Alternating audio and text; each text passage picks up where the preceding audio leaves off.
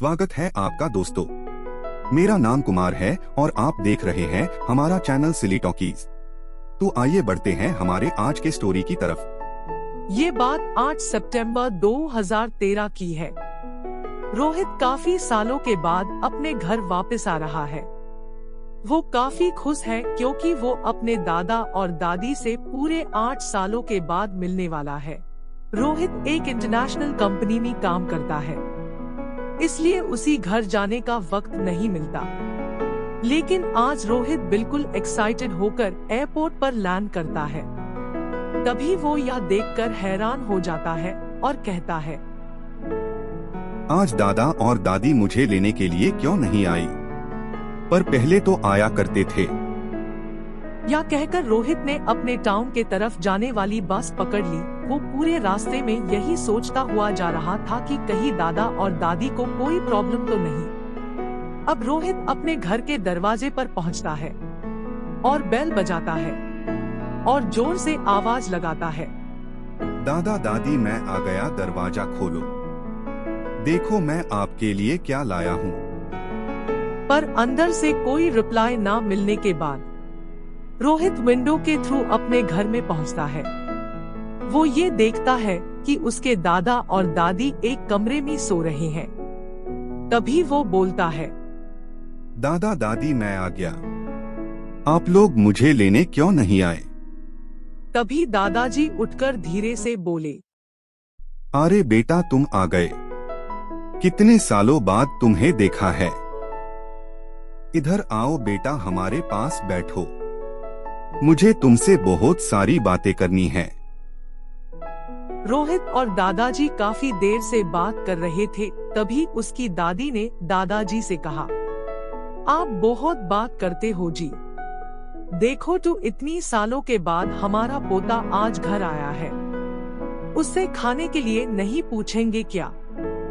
तभी दादाजी ने कहा, अरे हाँ मैं तो भूल ही गया। बेटा रोहित तुम फ्रेश हो जाओ, तुम्हारी दादी ने तुम्हारे पसंद का खाना बनाया है। दादी ने टेबल पर खाना लगाया। खाने से बहुत अच्छी सी खुशबू आ रही थी। रोहित ने खाना खाकर कहा, वाह दादी, इतना बढ़िया खाना मैंने काफी दिनों बाद खाया है। और पता है दादी, मैं ना आपके खाने को बहुत मिस करता था। यह कहकर सभी ने खाना खाया। अब रात काफी हो चुकी थी तो रोहित खाना खाकर अपने कमरे में सोने के लिए चला गया। लगभग रात के 2 बजे रोहित की नींद खुली तो उससे ऐसा महसूस हुआ कि कोई उसे देख रहा है। रोहित ने ये सब अपना मन का भ्रम माना और वापस से सो गया। उस रात रोहित अच्छे से सो नहीं पाया। सुबह होने के बाद रोहित मॉर्निंग वॉक पर बाहर टहलने के लिए निकला। उससे चलते चलते एक चाचा मिले। पहले तो रोहित उन्हें पहचान नहीं पाया। फिर उसने कहा, आप हरी चाचा हो ना? तो चाचा ने कहा, अरे बेटा तुम कहाँ थे इतनी सालों से? तुम्हारे दादा और दादी तुम्हारे बारे में हमसे रोज पूछा करते थे। तभी रोहित ने कहा, पूछा करते थे? आपके इस थे का मतलब क्या है? तभी चाचा बोले, भगवान उनकी आत्मा को शांति दे। यह बात सुनकर रोहित गुस्से से पागल हो गया और बोला,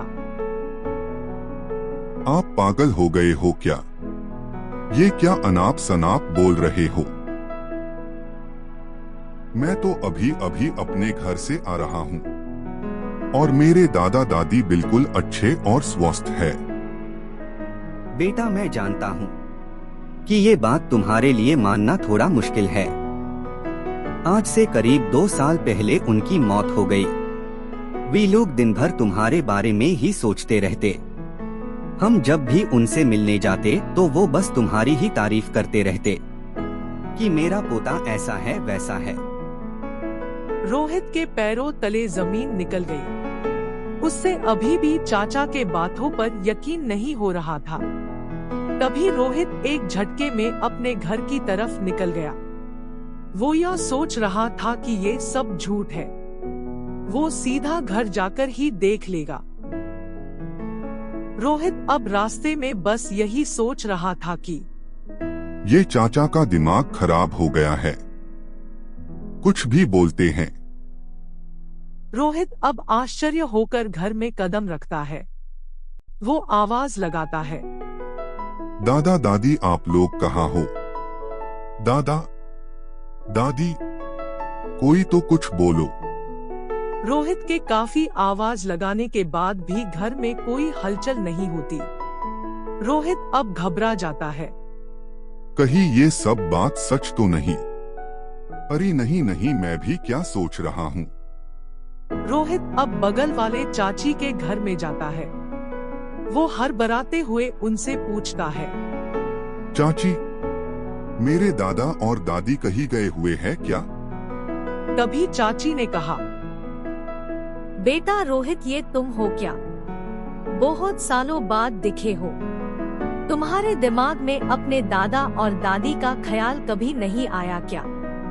तुम्हारे दादा और दादी को गुजरे तो 2 साल हो चुके हैं और तुम उन्हें अभी ढूंढ रहे हो। बेचारे तुम्हें बहुत याद करते थे। रोहित के दिमाग में अब बस एक ही ख्याल आ रहा था कि उससे बहुत बड़ी गलती हो गई है। फिर वो बोलता है, पर मेरी बात तो दादाजी से अभी कुछ दिनों पहले हुई थी। मैंने उनसे कहा कि मैं 2 दिनों बाद घर आ रहा हूँ और वो बोले कि ठीक है बेटा, मैं तुम्हें एयरपोर्ट पर लेने आऊंगा। ये बोलते ही रोहित ने चाची को अपने फोन का कॉल हिस्ट्री दिखाया। पर ये क्या? उसकी सारी हिस्ट्री डिलीट हो चुकी थी।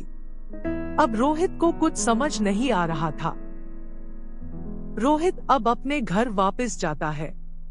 वो पहले तो खूब रोता है और अब उसने ये बात पक्की कर ली थी कि वो अपनी जॉब से रिजाइन दे देगा और अपने इस छोटे से टाउन में कोई नौकरी ढूंढेगा, क्योंकि वो अपने दादा दादी का घर अब कभी नहीं छोड़ना चाहता है। रोहित को कभी कभी उस घर में अपने दादा और दादी का एहसास होता है कि जैसे वो उसकी देखभाल कर रहे हो। रोहित अब खुशी से अपने काम पर जाता और आता। ऐसे ही कहानियाँ सुनने के लिए हमारे चैनल को सब्सक्राइब करें और हाँ, बेल आइकन को ऑन करना नहीं भूलिएगा। तो मिलते हैं अगली वीडियो में किसी और कहानी के साथ।